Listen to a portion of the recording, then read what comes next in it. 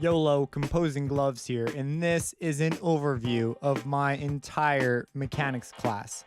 Look, I need to study, and I don't know about you, but sitting down and reading and memorizing stuff isn't always the most effective method, you know? So let's get into kinematics. But before we get into kinematics, we gotta cover vectors before we can really do all that much. A vector is an arrow with both direction and magnitude. If a vector is at an angle, we can decompose it into parts along the x and y axis so we could see how the force affects our objects in these directions. We can do this because the sum of these two vectors gives us our original vector. We can use trig to find out the lengths of these x and y parts of our vectors, because the vector with the angle of our original vector form a right triangle. So basically, if this was some force f of a, some applied force, and we broke it into parts, it's now f of ax and f sub ay. If we know theta, we can use trigonometry and we can get f sub a sine theta and f sub a cosine theta due to trig. And this is something that we're just going to use a ton. So, put it at the beginning, right? And I know this is pretty exciting stuff because now we can calculate our component vectors. So let's head back on over to kinematics, which is pretty much the study of moving stuff. And we don't really care why it's moving. That's actually a separate area called dynamics. In kinematics, we get things like speed, velocity, and acceleration.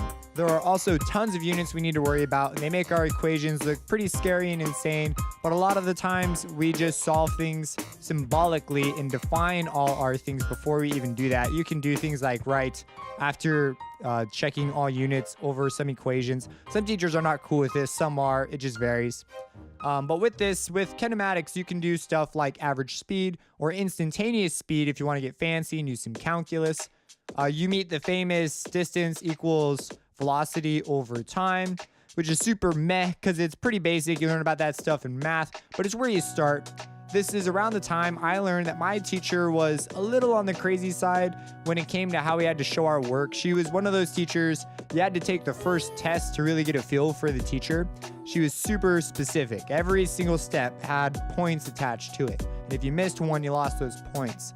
It's one of those classic, sure, I got the answer right, but did I get it her way? Because that's just how she wants it to be shown. Not necessarily a bad thing. Her way is a great way to do it.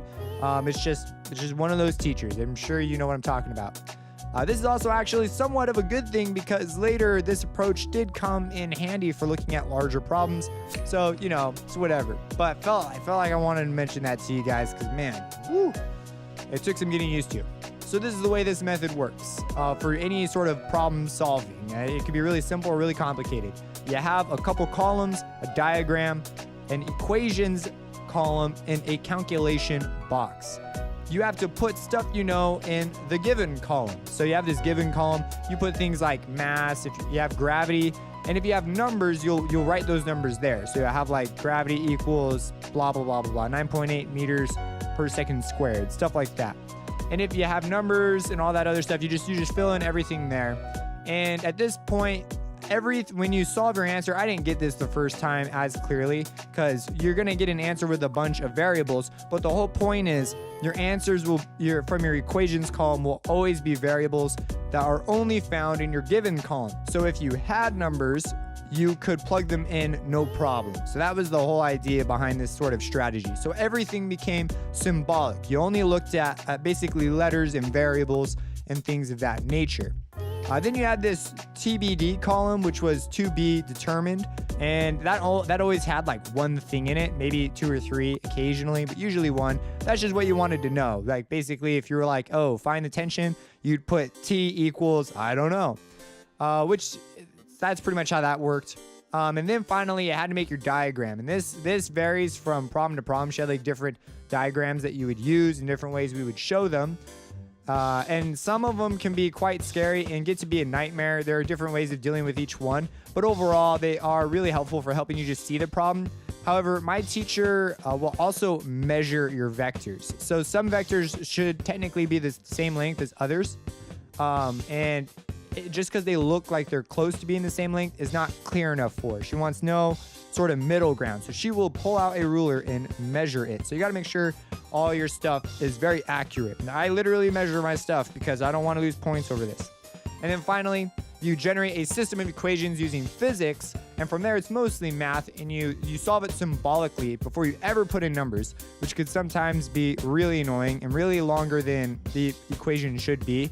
And then you finally go to your calculations column and you solve it. So there's your general problem solving technique for my particular teacher. And I just need to remember this. I need to remember all the variations. So there you go. And these problems are worth like 60 points out of the 100 on the test. And there's usually only about 2, except for this final, which has 3. And the final is worth a lot more points. So if you mess up on any of this, sometimes it can cost you buku points. Like if she said, give the answer in terms of alpha, and in your problem, you defined it as theta, she will not give you any points. I think she gave some students some points, but very, very few points because you missed following directions, which I know it's sort of a small thing, but I mean, we should follow instructions. So it's like, just things of that nature. You just gotta watch out. Watch all your little, cross all your T's, dot all your I's. So anyways, going on from there. So there's all this stuff, and you get to learn about the awesome world of subscripts. But I digress. That's just a little bit of debriefing on the kind of work you have to show. You got to be detailed here. So velocity has speed and direction, and acceleration is just a change in velocity, #second derivative. So there's nothing all that crazy here, pretty standard stuff. You can have positive or negative acceleration, and that is defined by the direction of the acceleration vector. So just because an object is still moving forward does not necessarily mean that it has a positive acceleration vector. If the object is slowing down, it actually has a negative acceleration vector. At this point, you learn things like about Galileo. Galileo was all like, dude, acceleration due to gravity is 9.8 meters per second squared, bro. And then you get a rehash of derivatives around this point. You start with position, whose derivative is velocity, whose derivative is acceleration, whose derivative is jerk. And once you get into the jerk, you don't really want to keep going. Generally, not the most useful information for what we want to do here. But this is all sort of just a rehash of Calc 1. So that stuff wasn't too bad. You'll see this again with angles. Angles will bring this back up. So at this point, you can get asked questions like, if car A passes car B, then car B must be blank. And then the answer is usually multiple choice. Would be moving faster than car B, but not necessarily accelerating. So if what it was moving just at a faster constant speed, it didn't have to be speeding up, it was just behind it. Or you could be asked, if an object is at rest, then the velocity time graph will be any line with zero slope, which is false, because what if the velocity is just constant? So you have things like that. The horizontal velocity of an object is 0 meters per second at its peak, which is also false, because that is clearly vertical velocity. Because our object's not moving up anymore. At the peak, it would actually have only horizontal velocity. So it's a sort of a trick question right there. So you get asked stuff like that. That's sort of a projectile motion. And this is where we run into projectile motion. So if we neglect air resistance, you find things like throwing a ball or launching something in this category of projectile motion. And projectile motion is a big deal because we're finally really messing with two-dimensional things. So if we were to throw an object, it's going to follow a parabolic path. Parabolas and stuff. So when the object reaches the top of its path, it will only have horizontal acceleration and no vertical acceleration because it's at the top of the parabola.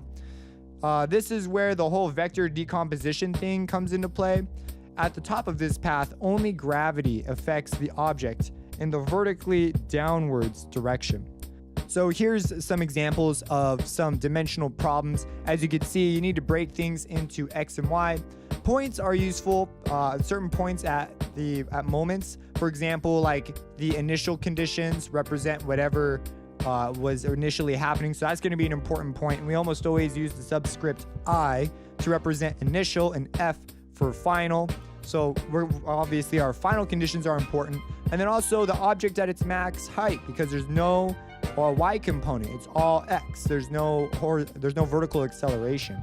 And so these are all really useful things to take into consideration. These problems, however, are pretty simple, so I'm just sort of like showing you a couple brief ones. The height the object reaches is also a really useful point for another reason. If we neglect air resistance, the object will take the same amount of time to get to the max height as it will be to come down to the same level that it started at. So if you throw a projectile up into the air and it takes 2 seconds to reach its max height, coming back down to your level, it will again take 2 seconds. If it goes to some other level, then we're going to need to use gravity to figure out how much longer gravity acted upon the object. Otherwise, you can simply say the time up is equal to the time down.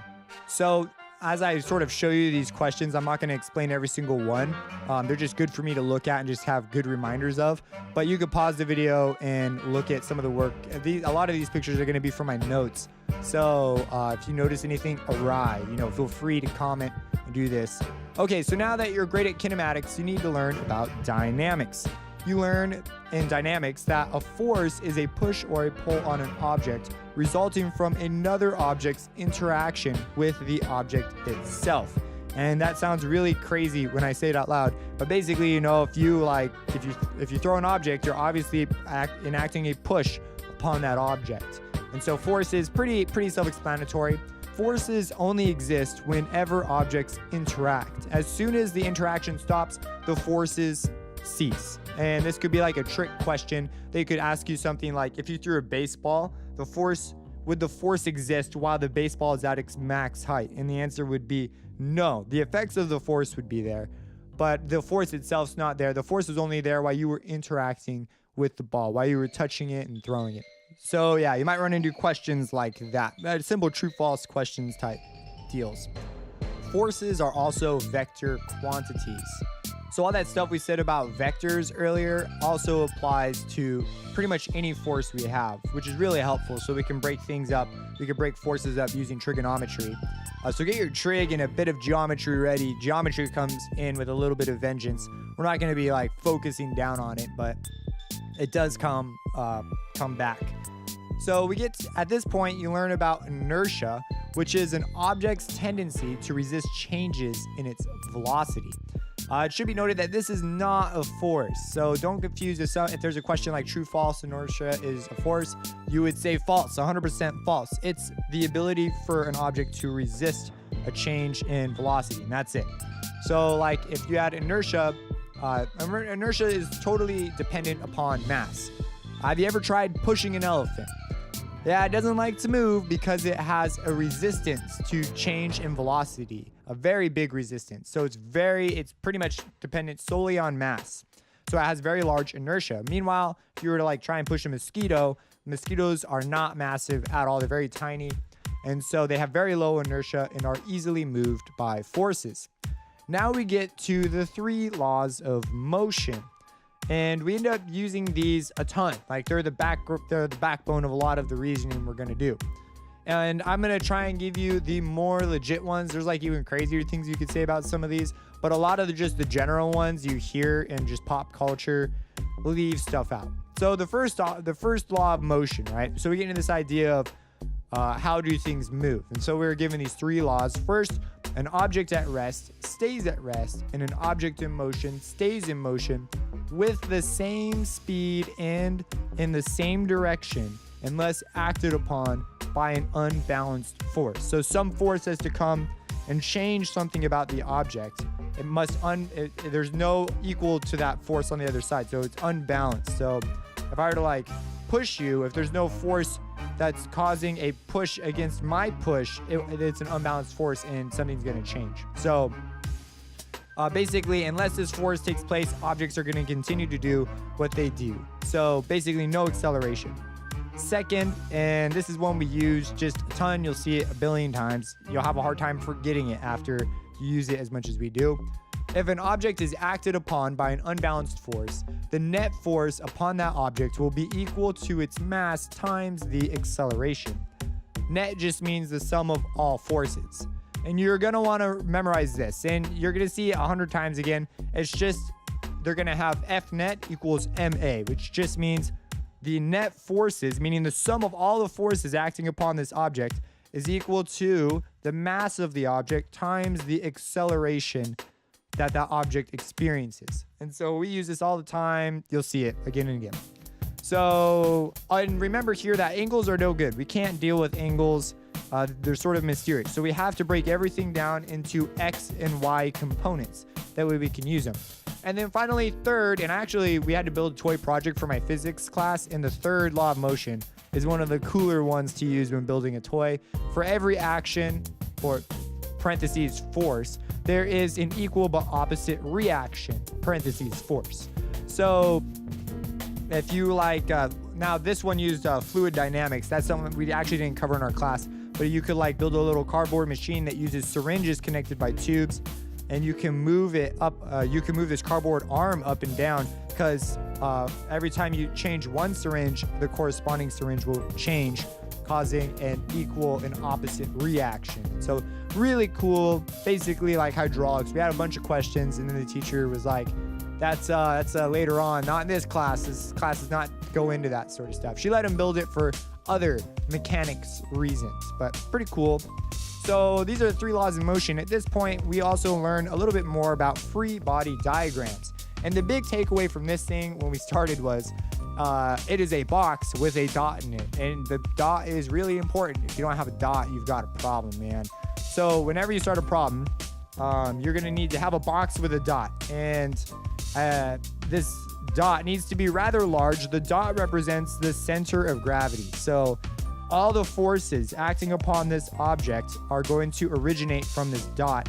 And the reason we're doing this is we're simplifying like the problem. Like, who wants to draw all these different objects? Like, you want to draw like, oh, I threw a ball this far. Do you want to draw a guy throwing a ball? I didn't think so. So you could just draw a friggin' dot and it works out. And that's, for all intents and purposes, physics is the same. So yeah, all forces come from this dot, and sometimes your diagram can get a little messy. So you are allowed to move the dot as down a little bit and draw the forces and just indicate that this dot belongs to that box or whatever. And I suppose it doesn't necessarily have to be a box, but there's got to be something with a dot in it. And you can, I've only had to do that like once or twice. Most of the time you could fit everything on your diagram and still have it be pretty readable. So at this point, we need to talk about the normal force. Bro, dude, man, bro. You probably are sitting somewhere. While you're sitting there, you should look around at what's around you. And you notice that, do you see anything being sucked into the floor? And you're probably going to say no. If it's yes, you should explain this in a comment. And why aren't things being sucked into the floor? How are objects staying where they are? Gravity is pulling those objects down. What keeps them from being sucked down further? And this is where we bring up Newton's second law, which says that the objects should move if there's not an equal and opposite force. So there's an unbalanced force. So by Newton's second law, these things should be moving somewhere. And this is where the normal force comes in. This force is perpendicular to an object on a surface. Sometimes it's good, sometimes we have to resolve it. And that acts on the object, keeping it from going through the floor. So what you're actually witnessing when you're sitting and just looking at things is the magicness of the normal force keeping objects from being sucked down by gravity. And so it's always perpendicular to whatever surface it's sitting on. A big emphasis on it is perpendicular. And so it's not necessarily always equal to gravity. It can be equal to a component of gravity after you resolve it. Also, the force of weight is an object's mass times its gravity. You're going to commonly see a vector pointing out of objects that's labeled mg, and that just means force of gravity, the mass times the acceleration due to gravity downwards. And we always use the same little g for gravity because that's just what you use. If you use an uppercase G, that is the universal gravitational constant, and you'll get it wrong because it has to be a little g. It's like something that's just been accepted. You'll also see the force due to gravity labeled as a W sometimes, but I always use mg. It's more clear anyways, in my opinion. But you might use W because you like maybe the conciseness of it. Friction. finally enters the picture. Friction is a force that resists the relative motion of objects that are in contact with each other. It's not thermal energy. It's I see people sometimes get a little misunderstanding. Friction's not thermal energy. In fact, we don't even talk about thermal energy. Most of the time, we just ignore it because it's pretty much, we consider it negligible for now. There are two kinds of friction. There's static and kinetic friction. If an object exceeds static friction, it will begin to move.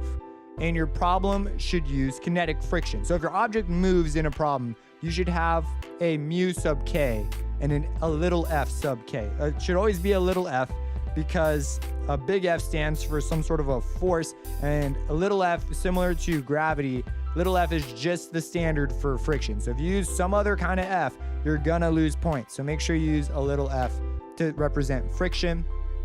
And if it's moving, it should be an F sub K. If it's static, it should be an F sub S. And static friction will grow to meet the demands of an object until you exceed it. So basically, if I have like try pushing something on your desk, you have to, if you don't push it hard enough, it's not gonna move.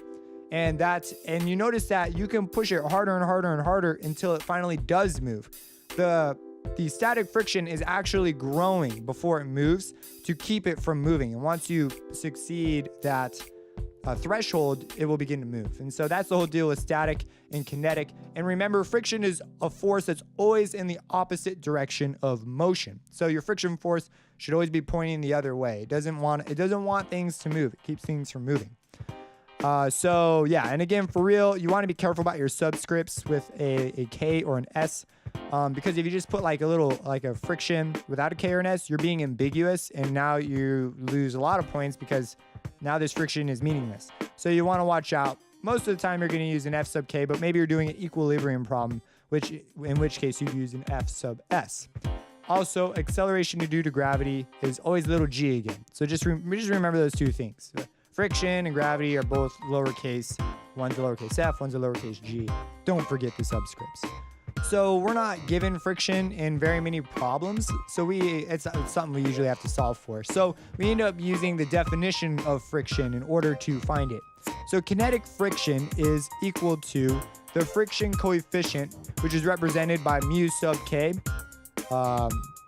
So friction's always going to have some sort of a number multiplied, and that's the coefficient of friction. And that's going to be multiplied by your normal force, because if friction's taking place, you've got to be on a surface. So this is what friction is defined as, and the normal force is always represented by an N. I actually don't know if it matters if it's lowercase or uppercase, but I've always used lowercase, and I'm pretty sure it has to be lowercase, but I don't know, maybe it doesn't.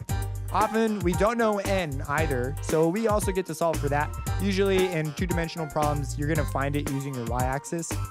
Also, as a quick side note, you may need to find the max static friction, and I have not given you the information to do that. So here it is, F sub S max, so the max static friction is equal to mu sub S, which the friction coefficient for the static friction, times the normal force. And nothing shocking there. I haven't ever been required to find this, but this is, if you needed to, you could use this to help you find it. Okay, so you're ready to start doing problems. Here are a couple of examples. Again, pause it if you need to. We are rarely given numbers in my class. She makes a big deal out of being able to derive your own equations specific to every problem. So actually, I really prefer not having numbers now. It's kind of weird. Before, I wanted numbers, but some of these problems later on get so dang scary that you'd way rather have variables, because plugging in the numbers is just screaming error everywhere. There's too many small calculations. So at the beginning, it sort of seems like a bad thing, but actually I think it's a good thing in the end. So anyway, there's a couple of examples, and now we are moving on. Now it's pretty much just adding angles and getting to know additional forces from here, which is really nice, because I actually did really well in this portion of the class, because that was how it was. Once you get the basics of how to draw those diagrams and set up the equations, pretty much gold. So at this point, you get to meet the inclined plane, and we call them ramps in real life, but that is super not scientific enough. So we call them inclined planes to be fancy, because that's always great. The big deal with inclined planes is that gravity is always vertically downward. And so our object may not be moving vertically downward. Therefore, for this reason, we are going to slant our X and Y axes to match the direction of the object's motion. It also happens to line up with the normal force. And so that's really convenient, the Y-axis will. But at the cost of having to resolve gravity vectors. And oftentimes you have to resolve a lot more vectors. So you want to get good with resolving vectors. The steps are actually pretty simple. So first, you just draw your ramp, right? Draw a ramp and indicate theta. Or if your teacher has said to use some other variable, use that variable. Because I don't know about your teacher, but mine will get you if you don't. Draw a box and put a dot in it. That's like standard. So draw your box, put a dot in it. Draw your X and Y axes. Just that way you have an anchor point. Add your forces. And this part can be kind of tricky. Resolve your vectors and make sure to indicate which direction is positive. Otherwise, you will fail because your equations are now meaningless. So this is a really big important thing. If you don't define what directions are positive, because in physics, you could do that. You could just say, oh, left is positive this time because the object's moving that direction. So it makes more sense that this would be positive. Or you could define it as right being positive, whatever it is. And if you don't say that, when you write down your equations, you're just writing things that make no sense. And now, I think personally, if you forgot this, but obviously your equations make sense, you should only lose a couple points. But that's not the case in my class. You'll lose a lot of points if you don't do this. I think some students didn't even get any points after they got through the equation steps. So big bummers there. Also, you want to make sure that your angles look like the angles they're supposed to be. So when you're resolving your vectors, if you're dropping altitudes to do so, a right angle better look like a right angle or you're going to pay a price. So that was something I actually had a hard time with, was drawing these dang dotted lines that look like right angles so I could break vectors up. So you want to have a handle on this. Just take your time, be neat and accurate. In the homework, you can do whatever you want. So here's just a quick example. Here's your ramp, here's theta, the object, with a big fat dot. Here's gravity, and we draw our X, Y, resolve our vectors, use parallel lines and a transversal. So this is the whole geometry part. I'm not going to cover this geometry part, but I actually have videos where I work these problems out, literally increasing in complexity. And they're not that crazy once you have seen the first case and see how you're just adding a little case by case. But anyways, yeah, transversals. If you remember that whole thing from geometry, if you extend some of these forces and lines, you end up with two parallel lines with a transversal through them, which allows you to determine at your origin where theta is at, the same theta that's on your ramp, so that you can then resolve your vectors. I usually will actually draw the geometry out. Some students memorize where theta is given specific positions, but it really sucks if they orient your object differently, because then you're kind of screwed. So you want to make sure you understand the transversals and whatnot. So anyways, got to define positive or negative. In my class, if you define negative, since calculus is required to take the class, she considers that sort of like an insult. She didn't say it like that, but she says obviously the opposite direction has to be negative. So just so you know, you just want to define positive. I'm sure some teachers though probably would say where's negative, so I don't know. Anyways, when we get to equations, since we have 2 dimensions, we have to have an X and a Y column for our equations with the appropriate ones in each. So we're going to have an F net X and an F net Y equal to an MA for one and an MA for the other. And this is where often we'll get our normal force from and be able to resolve and find mu sub K. Remember that when you're drawing your forces, your magnitude should match. So for example, if you had just an object on a flat surface, your gravity vector should equal your normal force, and she will measure to make sure they're the same. So you want to make sure those are the same. And when you're solving, remember, whenever you're drawing friction, the force of friction is F sub K. But in your equations, you were never given the force of friction. So, well, at least I never had a problem where I was. Maybe you were lucky. And in order to find it, you're going to have to use the definition of friction, which is mu sub K times the normal force. And so you have to use F sub K in your diagram. Don't be writing down like mu sub K and stuff. You'll get in trouble. Okay, so anyways, according to Newton's second law, we're going to have these F net forces. Put those down, and you do a bunch of math, and you're pretty much gold after that. If you have numbers, you plug them in, and you're solid. And if this feels fast, it kind of is. However, I feel like some of this stuff you should be pretty comfortable with. This is meant to be mostly a review, and it's certainly helped me a great deal.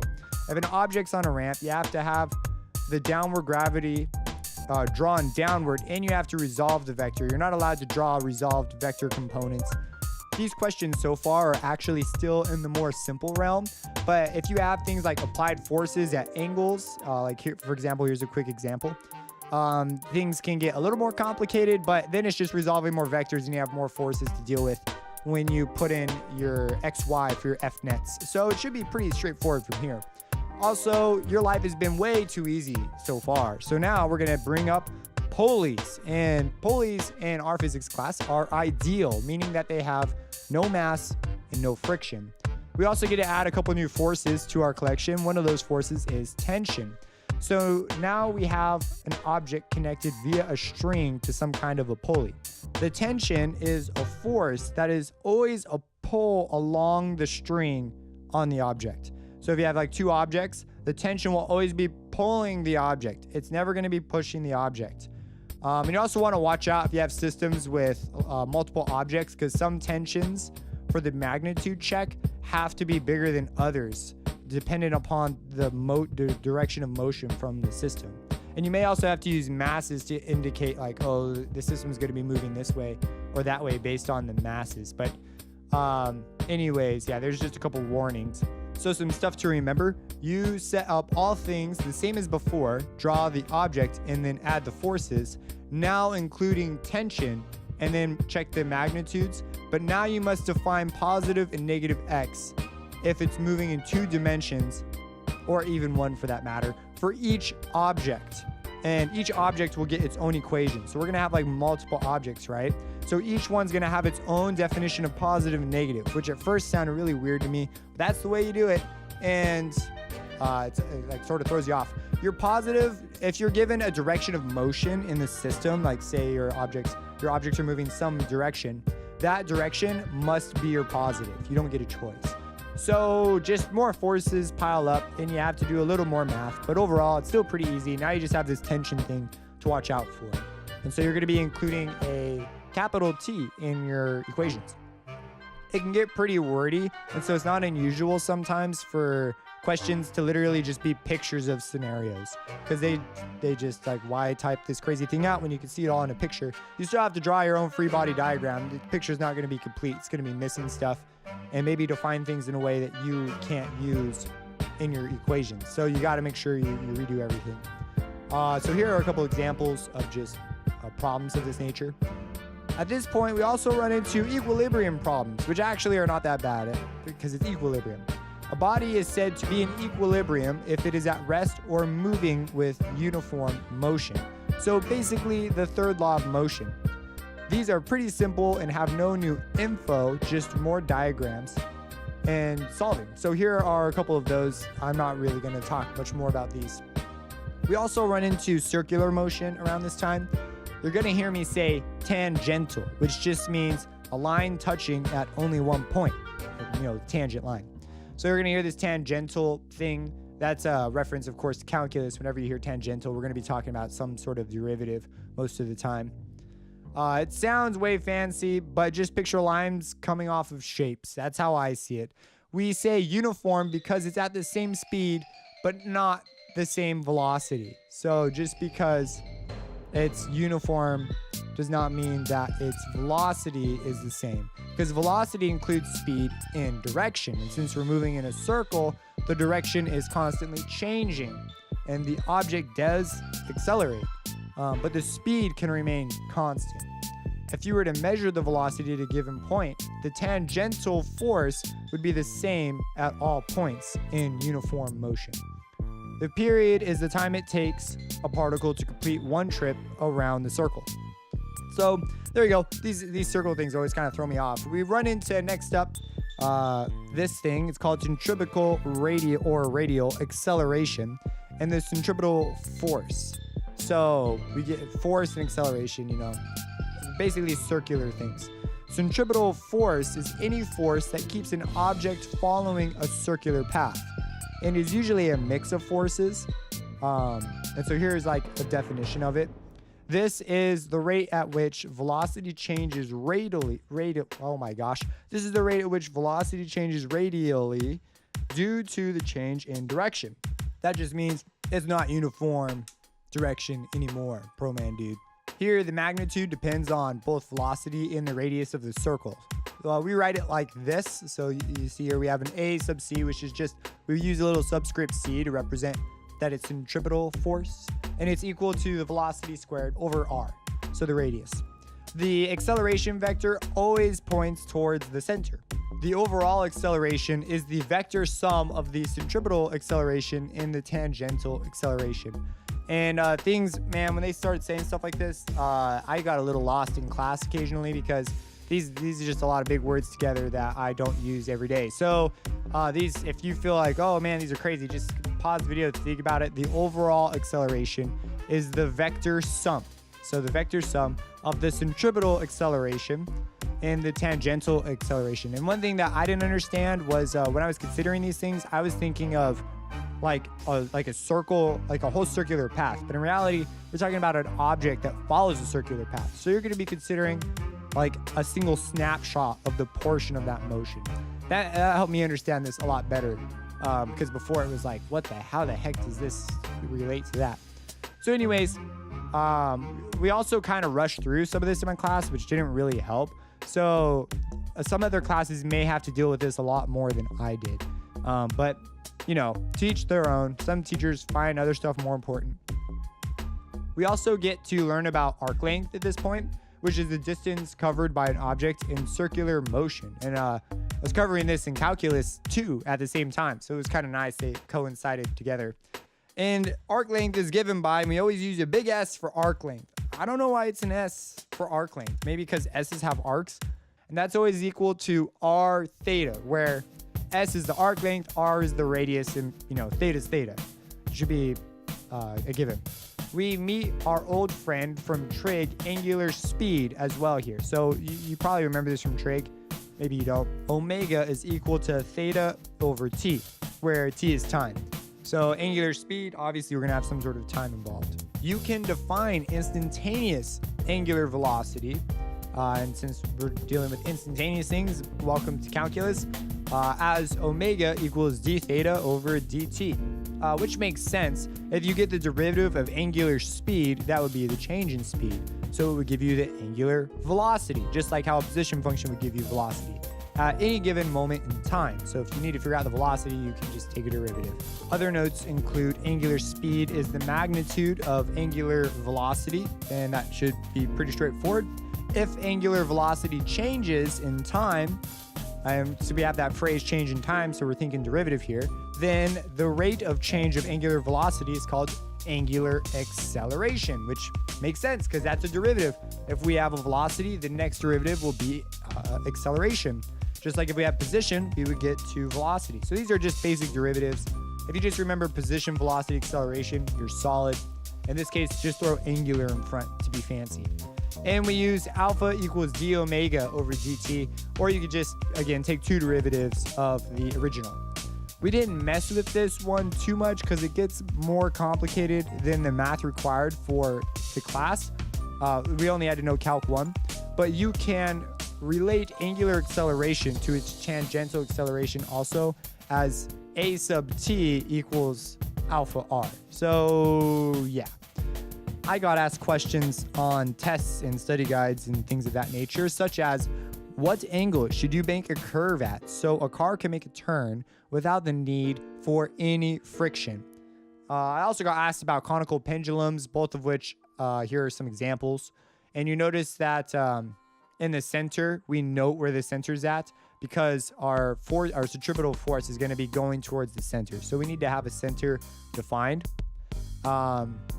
And other than that, on the F net side of things, we're still going to have just F net, except for now we're going to have F net equals ma, so mass times the acceleration, but it's a sub c. It's mass times the centripetal acceleration because it's circular. So it's actually not that bad. It looks scary, but it's not because it's literally just, angles now. Big deal. We still have to do all the same stuff as before, just resolve vectors and whatnot. You may also be asked questions like true, false. A force is a vector quantity. there is always a direction associated with it, which is hashtag true. And you also may be asked true, false. Force can be measured in kilograms or newtons, depending upon the system of measurement, metric or otherwise, which is just false. So it's a unit question. Try to get you with that units.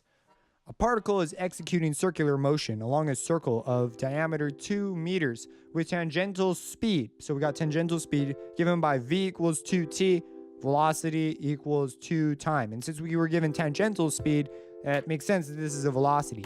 And so we say, well, this is a multiple choice question. I didn't want to write out all the options.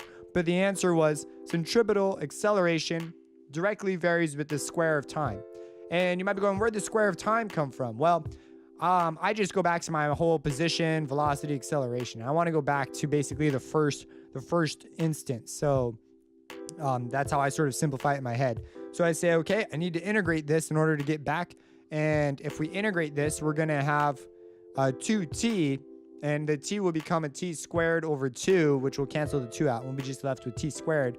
And that's why centripetal acceleration will directly vary with the square of time, because we are given a velocity function and all we have to do is just integrate. And that's it. And then there's stuff like this you could be asked, which is always a hoot, right?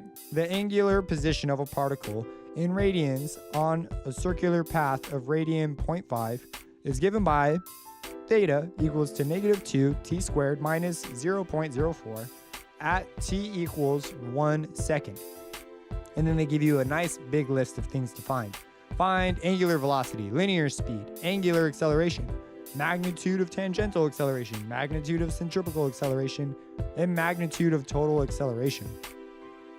For these, I'm just going to list out the answers and let you sort of figure it out from the definitions we've talked about so far. But again, it's just mostly a bunch of derivatives. So nothing too crazy there. And in some cases, it's actually, you need a little more insight, but pretty straightforward. And so, okay, at this point, you're ready for the hard-hitting stuff. We're getting closer. We're now in the second part of the semester. It's time for us to get on to momentum. So momentum is mass times velocity. A mosquito and an elephant, although they can't have the same inertia, can have the same momentum. But the mosquito would have to be moving like super fast. So impulse is simply the change in momentum. So keep in mind, I said it kind of fast. Momentum is mass times velocity. So if we were to look at the mosquito moving, if the elephant's moving a little bit, its momentum is going to be pretty large because it's a pretty massive thing. And so if it's moving by like 2, it's going to be that big mass times 2. The mosquito is this tiny little thing. So it's going to have to be moving really fast to get to this point where it has the same momentum as the elephant. And so momentum is not inertia also. Don't confuse those two. And so we get to this impulse thing, and that's just the change in momentum. So our mass times our velocity at the rate how fast that changes, we call that an impulse. Do you want to know why car crashes are so deadly? I mean, for reasons that are, I guess they're still somewhat obvious. It's not the momentum, actually. It is the impulse. The impulse is actually what kills you. A lot of people actually know this, which is, I guess, a good thing. So if you want to make your car crash less deadly, you need to find a way to increase the time the crash takes place over, and thus lower the impulse. If it takes longer, the impulse will go down and it will be safer. It's not the actual momentum. It's that whole thing about, it's not the fall that kills you, it's the sudden stop at the end. It's one of those things. It's the impulse. So if you have momentum, you can take the derivative to get the impulse because it's the rate of change of momentum. So it's just a derivative relationship. Or you can integrate impulse and get the momentum. Pretty easy stuff. Now we get to learn what work is. And it's not that 9-to-5 job. It kind of is in an abstract way. Work is simply force applied over a distance, which brings up dot products, which at first I thought were kind of dumb, but it turns out they're really useful and you're going to use them a bunch. Shows me my ignorant stages of this class. Graphically, you're going to see this. So you have like two forces in an angle. You're gonna want to remember this definition, especially with this cosine theta, because it's just gonna pop up magically in problems. And at the time, because I didn't get this, I saw these cosine thetas popping up, and I was like, where the heck did this cosine theta come from? Like, came from nowhere. So yeah. Because work is force applied over a distance, you can easily figure out the work done if you know the force and the position. This means all you need to do is integrate. Here's a quick problem. As an example, you can pause it if you want to consider it more. Power can be defined as the rate at which work is done. It's also defined as the dot product of force and velocity. Power is referred to in watts, and most people know this. That's good. While work is actually measured in joules. So the work done, work and power, power and work, these things get confusing. But, I always think of like speakers. I'm like, oh yeah, I want speakers with a lot of watts because then they have a lot of power. Basically, it translates to they can get a lot louder without distorting. Now, there's other things you have to consider too when you're buying speakers. Besides that, like impedance and things like that. But everyone seems to know about watts for some reason. So anyways, watts. And then we also have work measured in joules. Joules is a measure of energy. And we're going to talk about that more in just a second. So here's a quick energy is the ability to do work and is measured in joules. So there's that whole energy thing. It's just the ability we have to work. We could use this for work. It's our energy. Except for I always think of like little kids with lots of energy. And I'm like, I'm not sure how capable these kids are of doing a lot of work. Anyways, all energies are measured in joules, all of them. But in this case, we only really care about mechanical energy because we're in a mechanics class.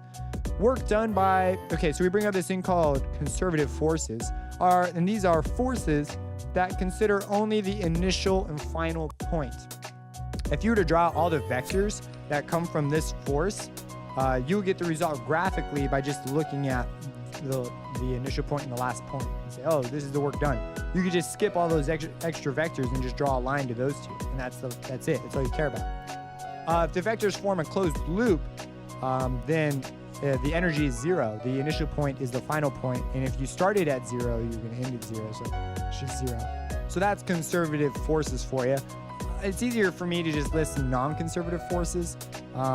If you think of like, for example, if you had like a bomb blowing up, before the explosion, this is a conservative force. So a case where the energy is zero and they form a closed loop. An example that really sticks out in my mind is a bomb. The energy before the bomb goes off is zero. Nothing's blowing up. The explosion goes off, but if you were to somehow get all the velocity vectors of all the pieces flying everywhere and connect them, you would get a closed loop. And so that's an example of a conservative force. Non-conservative forces are the normal force, tension, or air resistance. These forces do not consider the final initial point. For example, like tension is just going to care about the pull on the object. That's like it. It doesn't have like some sort of starting and ending point. It's just a thing that is. Same with the normal force. You put object down on a table, it becomes into existence. That's the normal force.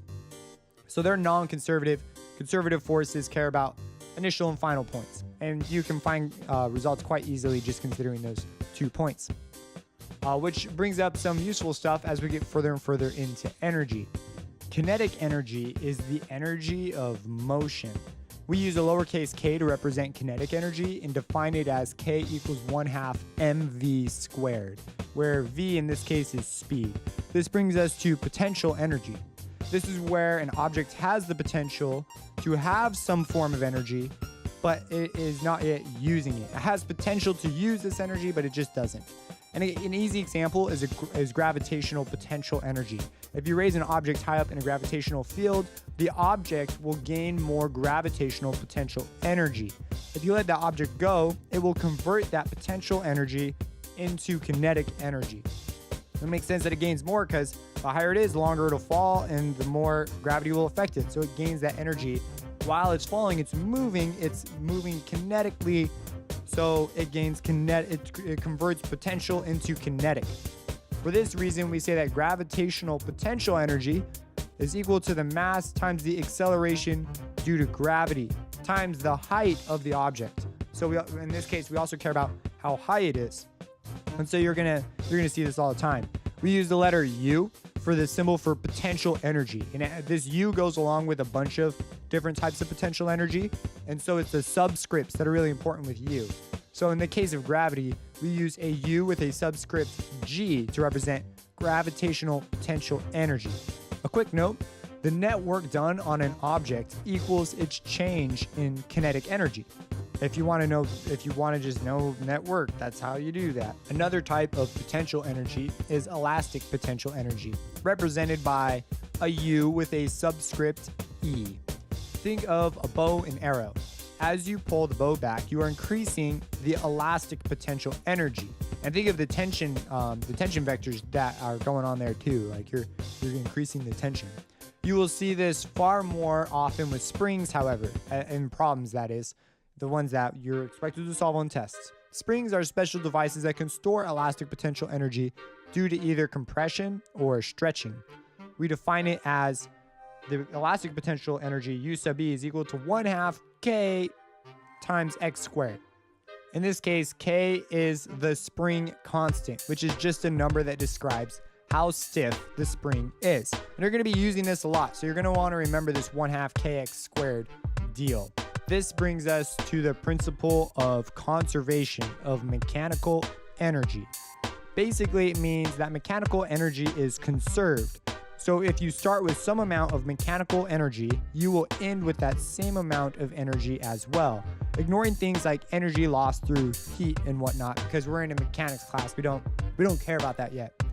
Say you have an object in a gravitational field and it ends on the floor. You will start with only gravitational potential energy, but as the object fell, you would lose potential energy. However, the amount of potential energy lost would just be converted to kinetic energy. So you didn't actually lose anything, it's just being converted. Once the object is at the floor, it no longer has any potential energy, gravitational potential energy, and is now completely kinetic. So you can set the potential energy of the object before it was let go to the kinetic energy of the object on the floor. There are, of course, some details we are leaving out, but this is the main picture. And this is also really nice because now if you can just pick a couple points where you could say, oh, the object would have this energy here and that energy there, you could just set them equal to each other, and now you have a system and you can run with that and solve it. At this point, we'll run into problems where we're actually going to do that. We'll still resolve vectors and everything, but we're just gonna pick points of energy that we know, and we can just simply set them equal to each other and solve. However, oftentimes friction is also included. So the object would start with energy before, often labeled as energy at point A, and would be equal to energy after, plus the work done to friction. And we always use friction in absolute values. And in this case also, for the subscript, you would put a big W. My teacher does this crazy cross W thing, and it would have a little subscript F, and that's the work done by friction. And so you're gonna have to use that. This is because energy will be lost if you include friction as a negative value, because you're gonna actually wind up with more energy, which makes no sense. Friction should be removing energy. So anyways, it should be an absolute value sign. Now we've got this new whole thing though that you're like, what the heck is this equal to? And if you remember back to our good old trusty dot product, to find the work done by the force of friction, we talked about that earlier. So you're just gonna use a dot product. It's really easy. We touched a bit on springs, but there's actually quite a bit more we need to discuss. So we know that ideal springs are massless and there's no friction, but what we need to, here are a couple of extra notes. When forces are applied to a spring, they are proportional to the displacement of that spring from its natural length. And this is really important. You're going to be labeling this and using it to find stuff. So springs want to be at their natural length. And when you compress the spring, it's going to be proportional to the force applied. It also means that when we compress the spring is going to exert a restoring force of equal and opposite direction to the applied force. This is called, now I'm sorry if I'm not saying this guy's name right, but I'm pretty sure it's pronounced Hooke's Law. I'm not sure if there's some special way you're supposed to say the O's. So anyways, Hooke's Law. You will see that F sub spring is equal to negative Kx, and this is the restoring force of the spring. And the K is negative because it's the opposite direction of the applied force. And the X represents the displacement of the spring. So as our spring's, displaced, being compressed, we're going to represent that value with X, and K is going to be the restoring force. And K, of course, as we just discussed, is going to be of equal and opposite direction to the applied force. There is also a deal about a spring elastic limit. We didn't really talk about this that much. That is the point where the spring is stretched too far and becomes bent and can no longer go back to its original shape. But again, we don't really use that in problems because if we're going to mess up our springs, then we should just get a better spring. So there's that. But in real life, you'll probably run into maybe something goes wrong. You'll be like, oh, we need to get a spring with a different elastic limit. And you could sound really fancy. The big takeaway is that as you compress a spring, you get a displacement of x with which you can find by knowing the spring's natural length. And we usually will actually use two diagrams and show one with the spring at its natural length and mark that. And then we'll have one with the spring compressed. That way we can see the difference. You can use calculus here too if you want to. But we usually don't have to very much. And I want to avoid it, keep things simple.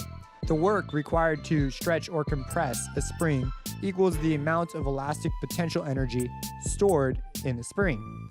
And so we're going to be, we're going to be using this a bunch, that right there.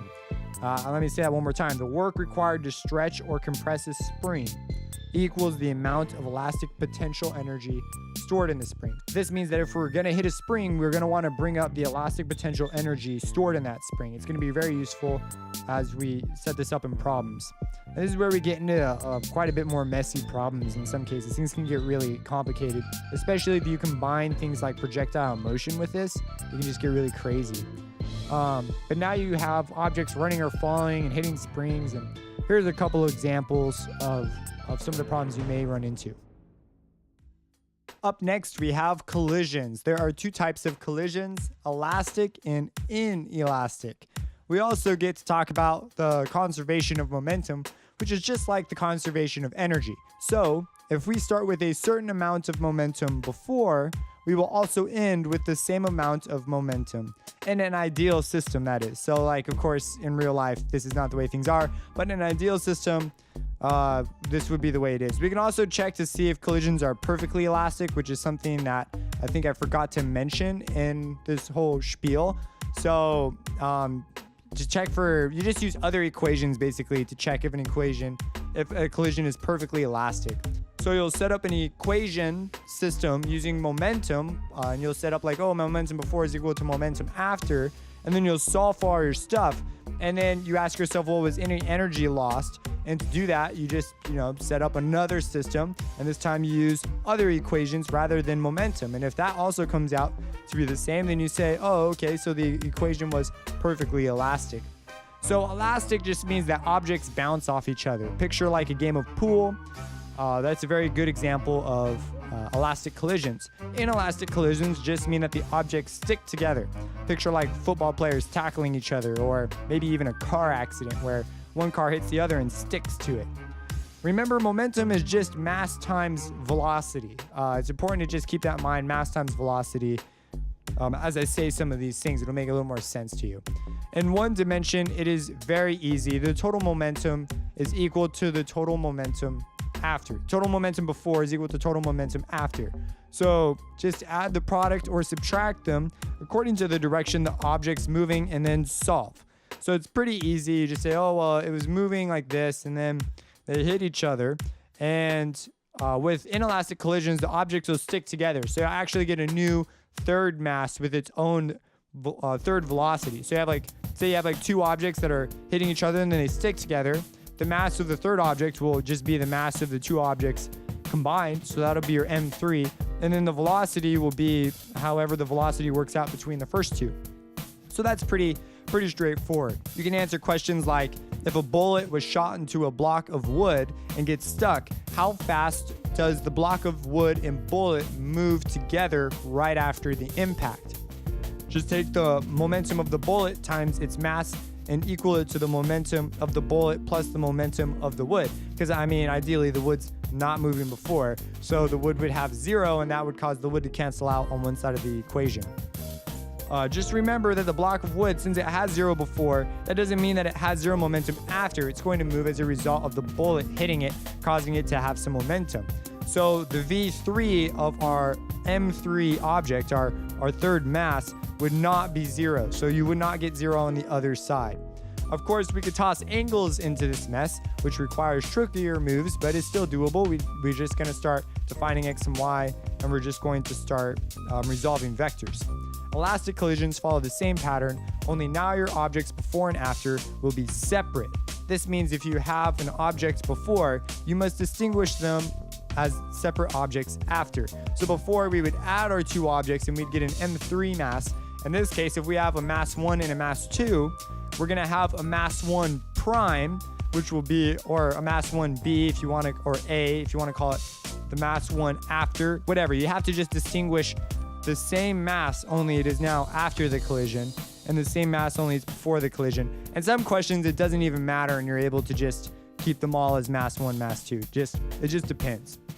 So just the big point is in elastic collisions where objects remain separate, make sure that you distinguish them as such. In these systems, you may need to divide to eliminate one thing, such as an angle, in order to find things such as velocity. I got all messed up on a test over this and actually lost quite a number of points because I was like, I can't divide these equations. I'm going to lose something I'm looking for because it was asking for the angle. When in reality, that was exactly what I was supposed to do. We get the angle after we figure out the velocity. So silly me. So that's it for this, but we're now entering the last piece of mechanics, the most recent stuff I've covered, which would be the universal law of gravity and a couple other topics related or sort of around it. So the universal law of gravity, this applies to the entire universe, which is pretty cool. It states that between any two objects, there is a force of gravity. So between you and your desk, between you and whatever you're watching this on, there's a force of gravity going on. The force is proportional to each mass and inversely proportional to the square of the distance between the two objects. And so it's going to be written as a force with a little subscript g for the force of gravity is equal to the constant gravity, which we represent with a capital G, with the mass 1 times the mass 2 over r squared, r being the distance. And so we call it an inverse square law because it's being divided by the square of something. And so we say the constant of proportionality, try saying that 5 times fast, is the capital G, the gravity, the thing we're talking about, universal law. And this universal gravitational constant is just a number that you pretty much have to remember. It's equal to 6.67 times 10 to the negative 11. That's the important part. There's also a unit with it. I actually don't have to memorize this. I get it for free on my test, but you might have to remember it. Just depends. But anyway, 6.67 times 10 to the negative 11. You're going to want to remember that if you need to. And you're going to use it in a number of equations, like the one you saw just above, the inverse square law. The reason why objects around you don't just come flying at you because of gravity is the gravitational constant is super small. But for very massive objects, such as planets, this force becomes more influential. It doesn't matter which way or how fast the planets are moving for this force to act. Keep in mind that two objects will experience the same gravitational force, but they will experience that force differently because the two objects have different masses. So you could have one small object experience some force of gravity and some very much larger object experience the same force. Obviously, the smaller object will be pulled more by that same force just because it's smaller. So they're going to experience the forces differently. And this is a lot of our questions as far as word problems go will be along these lines. Because this is an inverse square law, if the masses are moved twice as far apart, the force of gravity is cut by a factor of 4, and vice versa. However, if all the masses were quadrupled and the separation was also quadrupled, it would not make any difference because everything was increased proportionally. So, no surprise there. Have you ever wondered about objects in orbit? Now, this is an example specific to Earth, but you could take this to you could take it to anything else. The way orbit works is that objects are falling at the same rate at which the Earth curves. There's actually a whole bunch of rules too about whether or not the orbit's an ellipse or a circle. We didn't really cover any of that. I found it just on my own through reading and stuff. So if you want an object to enter an orbit, you just have to launch it at the same rate with which that object curves. So if we want something to orbit the Earth, there's actually a rate. So the Earth curves at approximately 5 meters downwards for every 8,000 meters forward. So all you need to do if you want something to go in orbit is launch an object at 8,000 meters per second. And you get into orbit. Now you could launch it at more, and that's where the rules about, is it going to orbit as a circle or an ellipse, so on and so forth. So pretty interesting deal. We're just sort of brushing on this in my class. It'd be kind of cool to go further into it. We can also have universal fields of gravity. These are similar to fields of gravity near the surface of the Earth.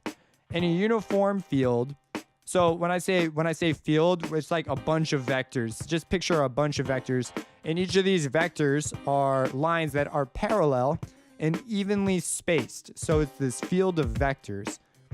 Near the Earth's surface, the magnitude of the gravitational field is actually 9.8 newtons per kilogram, which means every kilogram has 9.8 newtons of force applied to it. So pretty crazy. Non-uniform fields are radial, pointing towards the center of the Earth, and get further apart the further from the surface it goes. And so if we get further apart in a non-uniform field, the field is literally going to get weaker because the vectors are further apart. They're being spread out over more. The closer to the surface the field would therefore also get closer, and so it will grow stronger. So it makes sense, as the field gets closer, it gets stronger. As the field gets further apart, it gets weaker. Non-uniform simply means, it's not uniform. So there's going to be parts that are weaker and stronger. This is the point in time where they start throwing at you these incredible questions about asteroids and whatnot. And oh man, get ready for a lot of subscripts. My professor liked to define the distances using numbers, and then also we had exponents, which turned out to be I thought, an interesting combo. I think letters might have worked a bit better, but whatever. So here's a quick example of how you would solve for one of these things. And now now we're only dealing with one object. On my homework, we actually had to deal with two of them, which is quite the deal because there's just so many symbols, because you got to keep everything in that given column. But as you can see here, what you do basically is you set up a triangle for, in this case, it's 3 asteroids, and you want to know how they behave together. And what threw me off the first time was you have a triangle that is the distances between the objects, but you also have another triangle for the object you're interested in. So we were interested, so you have this one in the corner with all these vectors and things going off of it. I can't remember what I labeled it at the moment. But you should, because you can see it in front of you. Anyways, that one has the forces applied to it, and you'll actually see we have another force. We have force vectors, and out of those vectors, we actually form another triangle. And we need this triangle in order to solve. So it just throws you off a little bit. Make sure you define those angles differently too. So one's going to have an alpha, one's going to have a theta. So just a hint for that one, and you could pause it and look at it more carefully if you want to. All right, so up next is simple harmonic motion.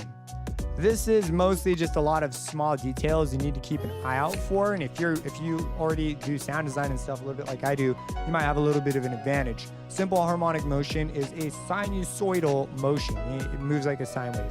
Think of a pendulum that swings back and forth, or an AC power current. Those are both examples of simple harmonic motion. Anything that just oscillates back and forth. Simple harmonic motion is a repeated motion of a particular frequency and period. The force that causes the motion is in direct relationship to the displacement of the body. That's just really fancy for saying whatever force is causing this motion is going to have a displacement that relates to why the body is moving the way it is. We'll see this pretty clearly with pendulums. In some examples, this can be very useful just to keep in mind. That's why this thing works. Also, there are specific velocity, displacement, and acceleration points in the cycle for simple harmonic motion. All right, so here come the letters. A capital T represents the period of a wave. So just burn in your mind T equals period of a waveform. The period is the amount of time it takes to go through a single cycle and is measured in seconds. However, I don't recommend thinking of period first. It's often easier to think of the frequency first and then find the period through that. Now, the frequency is the number of cycles per second. Since the period is how long it takes to do one of these, and the frequency is how many of these you do in 1 second, this actually makes it so that the frequency is just the period is just the reciprocal of the frequency, which is really convenient, but it can be a little confusing. So here's like a small example, because sometimes in problems they'll give you like, oh, you do this many things in this amount of time. What's the period? What's the frequency? And since they're not using one, and in all your definitions you have this one, it's a little confusing because you're like, what the heck? So consider this. What if I were eating like 30 tiny marshmallows every 120 seconds? My frequency, the number of times I do something over the time it takes me to do it, that would be 30 over 120, right? Because I'm eating 30 tiny marshmallows every 120 seconds. My frequency is 30 over 120, or 1/4, which is 0.25 marshmallows per second. So this just helped me clarify things when I was like, because at first, I don't know why. Sometimes I think you can just get like wrapped up in how, because the ones in these equations make it a little confusing, I thought. So anyways, that's our frequency, reading 0.25 marshmallows per second. The period is just the reciprocal of this. So the period is 4 seconds per marshmallow. That's how long it takes us to eat one marshmallow. So if you need if you're doing a problem, you can't exactly remember what goes which way because they gave things to you in terms that are maybe throwing you off a bit, go back to this simple little marshmallow example. Also, frequencies you should end up with per second. Like if you have like 60 hertz, which I believe we're going to talk about. Yeah, I have it in here somewhere. Hertz, remember power. So we had like 60 hertz would be 60 cycles per second. And 60 would be your frequency. So we should have some sort of per in there. All right, so up next is the glorious angular frequency. I know you're just riveting to hear about this. That is just omega is equal to 2 pi times your frequency. And remember, if you want to use the period, you could use the period to define this, but usually the frequency, the 2 pi f, is a little bit friendlier. But you could use 2 pi over t, because the frequency is just 1 over t, as we just discovered. So it would be omega equals 2 pi over t. You could use that too, and that would work. So this stuff is all over trig too. In the standard definition of the sine of, in just a standard definition of some functions they give you in trig. So you'd have like y is equal to a sine omega t. And a is just your amplitude. Sine is your function. And then the omega is just going to determine your frequency. This stuff is all over trig too. And like this is just like a standard function you'll see in trig. Y equals a sine omega t, where a is your amplitude. Omega t is just your frequency. So omega is just going to determine your frequency. If omega is 2, it's going to double your frequency. If it's 1/2, it's going to cut the frequency by half. So that's what omega does. So it's really pretty simple. It may also be helpful in your trig days. You probably were more comfortable seeing things like y equals a sine times b times the quantity x minus h, close parentheses, close argument or whatever, plus k. So anyways, there's like this crazy thing going on in there, but you're probably more used to seeing things of that nature, and you probably memorize something along the formula of the period is just 2 pi over b. Probably more used to something like that. As is usual, you can take the derivative of displacement to get angular velocity, and another derivative to get angular acceleration. So at this point, you can answer questions like, what is the maximum value of an object in simple harmonic motion, which is often abbreviated SHM, with an amplitude of 5 centimeters. So we've got this amplitude of plus or minus 5, and a frequency of 10 hertz. What is its maximum acceleration? So we go back to our original displacement function. We take a derivative. So we take our first derivative, we get velocity.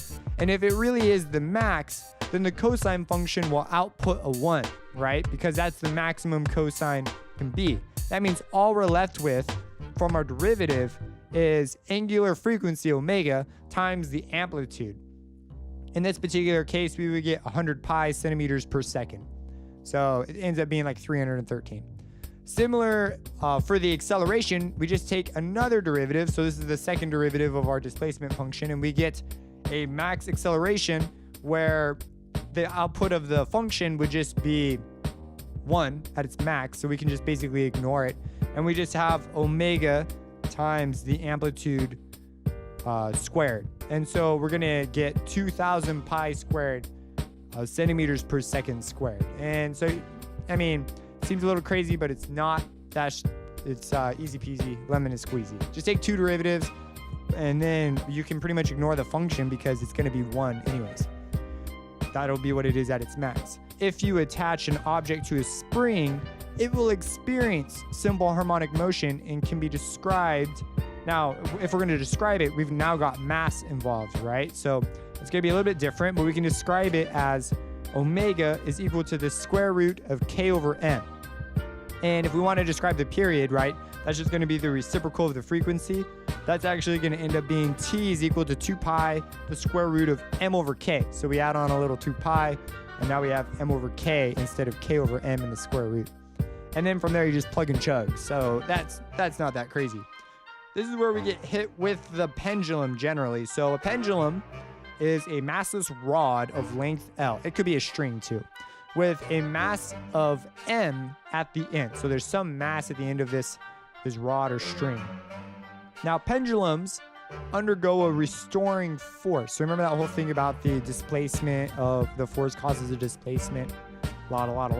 That's what this restoring force is. This is what causes the simple harmonic motion. So this restoring force is what causes the pendulum to swing back. The pendulum wants to go back.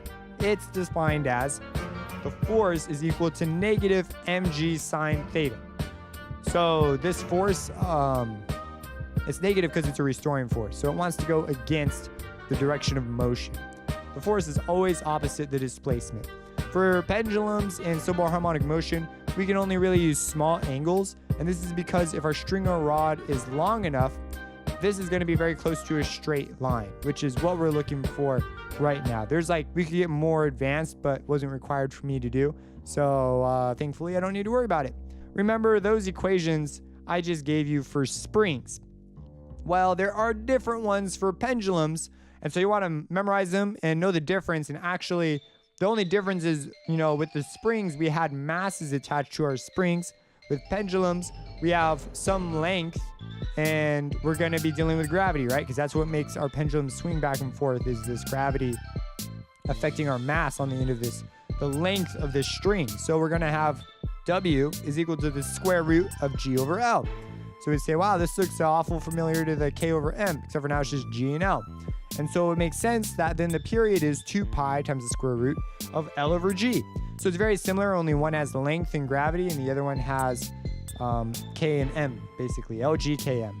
It sounds like a phone company, LG. It is a phone company. Just length and gravity, and it's helpful to note that the previous example period has a reciprocal to frequency in the square root, so the letters are flipped. So there are our equations. And then from there, if you need to know this stuff, you can just plug numbers in and figure it out. When the pendulum changes direction, it has max gravitational potential energy. And this makes sense because it's changing direction. So any energy it had is now in potential energy, getting ready to swing back. And when it's at its lowest point, it's got no gravitational potential energy. It's all kinetic. So these are important points to consider when solving problems. So now that you have faced off with all this jazz, we still have one topic and some large questions, and that topic is torque. This one actually is, I really like torque. Torque's kind of cool. So torque. This is the tendency of a force to rotate an object about some fixed point or axis. The point is called the fulcrum or the pivot point. This point is special in that it is a fixed point and does not move. There's a more complicated version of this, but we are going to use a simpler version because it requires Calc 3 and a bunch of other upper math that wasn't required for the course. So we get the simpler one. That defines torque as tau, which is just a letter we use to define for torque. That's equal to the force times the d times the distance times the d. D is just the distance from where the force is applied to the fulcrum. So we're going to have some point that doesn't move, right? It's going to be our pivot point, the fulcrum. And wherever we apply our force, the distance from there, that is going to be the distance D. So if we have a bigger distance D, we're going to have a bigger force because it's multiplication. So it's going to be bigger. We'll have a bigger product. And the F in the equation is obviously just the force, the applied force. So when we're talking about torque, the applied force is always the force that's applied perpendicular to the object. Now remember, if we have something being applied at some angle, we can resolve a vector into x and y, and so we can find the perpendicular force being applied to an object. So if we run into angles, that's all we would have to do. Now you're going to hear D called a couple of different things. Sometimes you'll see it called the lever arm, the moment arm, or the torque arm. We always just called it D in our class. Sometimes we called it the lever. So, but you could hear it called all sorts of stuff. If the force is applied at an angle, again, we just have to resolve vectors. And that's how we'll get whatever force is perpendicular. We only care about perpendicular force with torque. That was something that my professor really emphasized. So, okay. So there's this whole positive negative game to this torque thing. And it comes from this thing called turning tendency, which was not explained very well at first. And once we got into a problem, she proceeded to explain it a lot better. But basically, turning tendency is just the way the object would typically turn given the forces present. You need to know this. Otherwise, if you set up your equations, you could have equations that make no sense because you've got your torque defined backwards. So if you had a seesaw with a heavy child on one end and a light one on the other, the seesaw would have a tendency to rotate in the direction the heavy child's in, right? The heavy child's gonna push the seesaw down. So the teeter-totter is gonna wanna go that way. So when you are trying to figure out this stuff on your question that you're working on, this is what my teacher said to do. I don't know. We didn't really talk about this whole turning tendency thing. She just sort of said it and moved on. She said, put your pencil on the paper on the line in question, the one you want to know where it moves. Consider the forces and ask yourself which way this would turn. And that actually helps it definitely clarified some things for me. Now, if it would turn counterclockwise, then it's actually positive torque. And if it turns clockwise, it would be negative. Also, in the seesaw example, the reason the torque would happen is due to the fact that the children's weight is a force that is perpendicular to the seesaw. So that's why it would work out.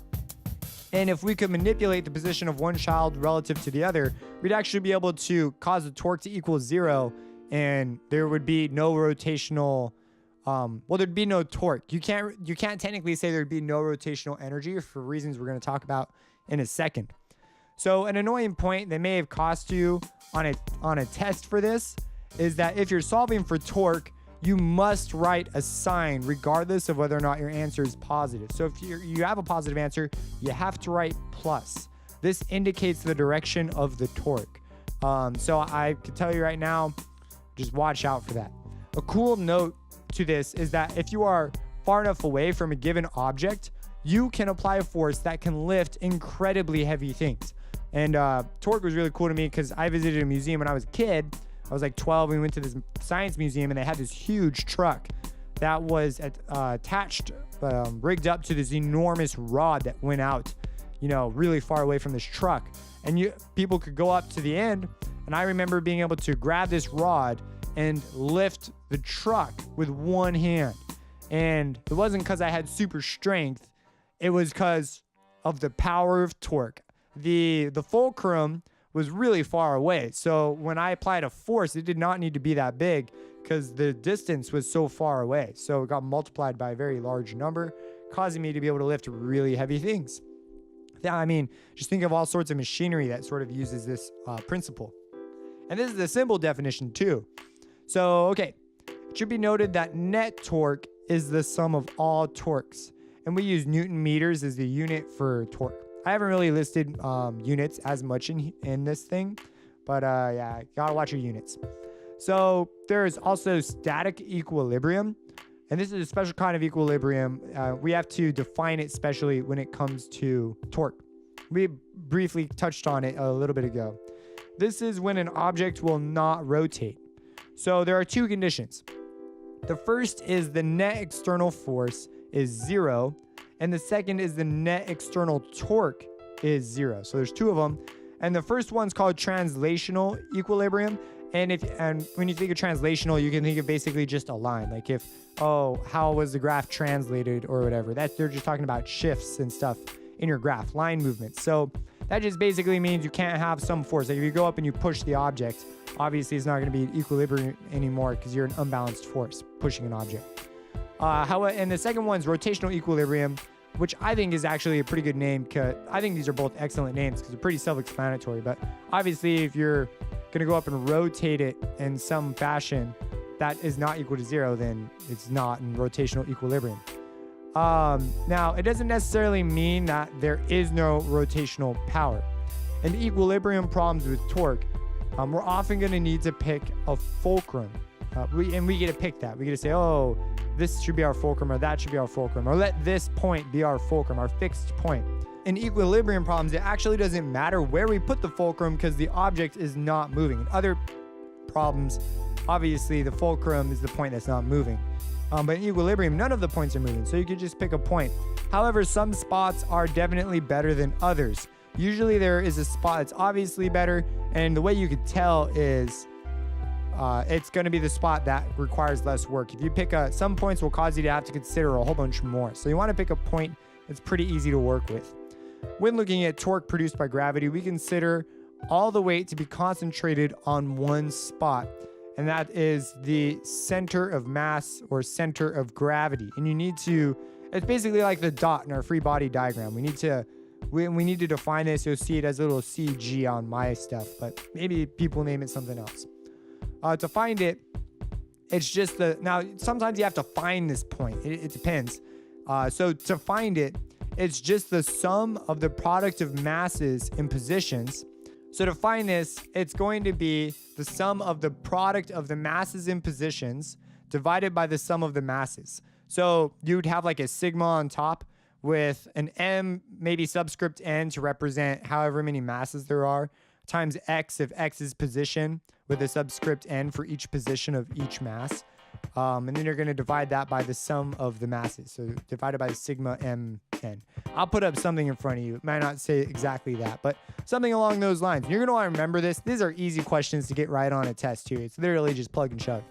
And then, of course, if an object is homogeneous, I'm pretty sure that's how you say that, it's very often just at the geometric center of the object. So homogeneous just means, the same. It's a very special way of saying the same. But basically, if something's homogeneous, you might even write this like homogeneous on your object, then that just means that the geometric center will offer that. And hopefully you'll get problems that just works. Like line, the center point of the line would be if you call it homogeneous and put a point in the center.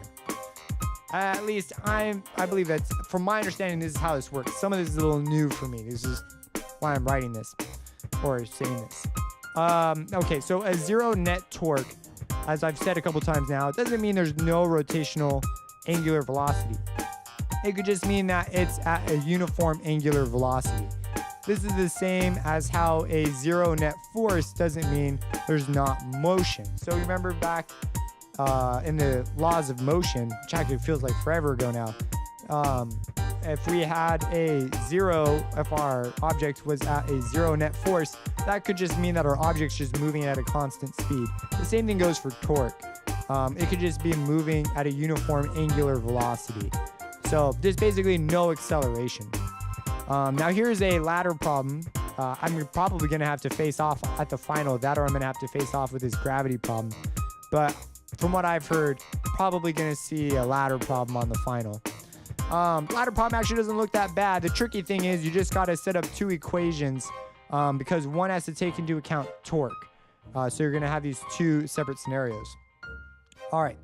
So just a little bit more, actually. Wow, we're almost there finally. This turned out to be way longer than I thought, but it's been more than good to me as far as reminding me of stuff. When rigid objects experience net torque, there will be acceleration because of Newton's second law of motion. And since we're talking about torque, we're going to have a force sub t is equal to a mass times acceleration sub t. So you see Newton's second law just get recycled over and over and over. So F equals ma, where Ft and At. And we also get tangential acceleration, which is A sub t equals R alpha. Tangential acceleration screams, now we're dealing with like derivatives and stuff. If you want to go backwards or forwards through velocity to acceleration. So here you run into this thing called the moment of inertia, which is, it sounds really fancy. It is a quantity expressing, this is straight off Google, by the way, a quantity expressing a body's tendency to resist angular acceleration. And basically that just means how hard it is to cause something to rotate. So is it hard? It's like, so you know how inertia, right, was just a resistance to change in velocity. Moment of inertia is just how hard is this thing to spin. So it's just the same thing, only for torque. So it is the sum of products of the mass of each particle in the body, we're really fancy there, with the square of its distance from the axis of rotation. So moment of inertia. The angular acceleration is inversely proportional to the analog of the mass in a rotating system. So that's just, a lot of this stuff starts to delve into things like you can actually find. So, okay, there's a couple of things more we need to say about moment of inertia before I can really say what I want to say. So we start getting into higher math here, so we don't really want to get this far into this. Just remember, angular acceleration is proportional to net torque. It's directly proportional. Angular acceleration is inversely proportional to the moment of inertia of the object. And then this is what I want to say. Mass and moment of inertia are different because, you know, with inertia, it just depended on how massive the object was. But in moment of inertia, it's not quite the same. Moments of inertia depends on the quantity of matter and how that matter is distributed in a rigid object. If we have mass distributed in a weird way, it's gonna affect how our rotation is gonna take place. So it's a little bit different with moment of inertia. The moment of inertia also depends upon the location of the axis of rotation. And that's it. We're finally here. If you've made it this far, then I hope you're ready to smash that final or that test. Hopefully you've found this video to be very helpful. I'm sure somewhere in there I've made a mistake. Maybe I got some units wrong or just said something funny. Just keep in mind, I'm a student. I'm doing this mostly to just study and to really get this into me. I've gotten a big benefit out of this, but feel free to comment down below. Supply us with your knowledge and help correct if there's anything sort of fuzzy or you think could be explained a little more clearly. Subscribe and have a blessed day.